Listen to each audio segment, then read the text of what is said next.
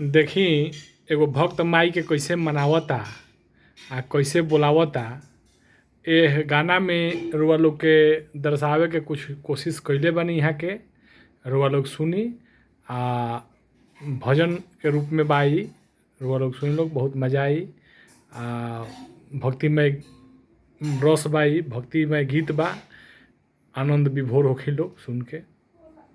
हे माई लालो चुंदर बीच निखरल चेहरा, पूजा होला सुकवे सोमार।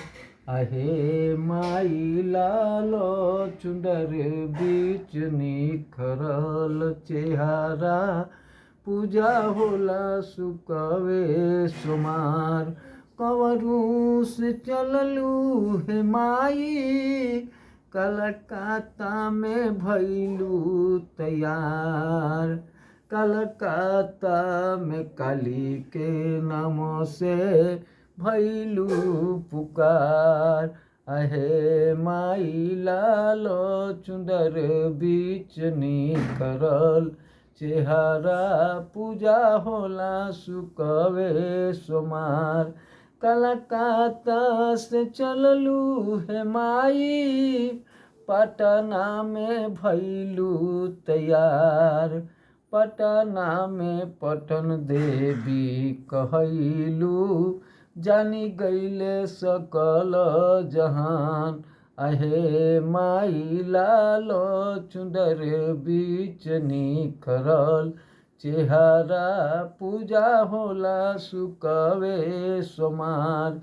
पटना से चललू हे माई, आमी में भइलू तैयार। पटना से चललू हे माई, आमी में भइलू तैयार। आमी में अमिका के नाम से भइलू पुकार। आमी से चललू हे माई, मढ़ौरा में भइलू तैयार। मढ़ौरा में गर देवी कहलू, जानी गईले सकल जहान। मढ़ौरा से चललू हे माई, थावे में भइलू तैयार।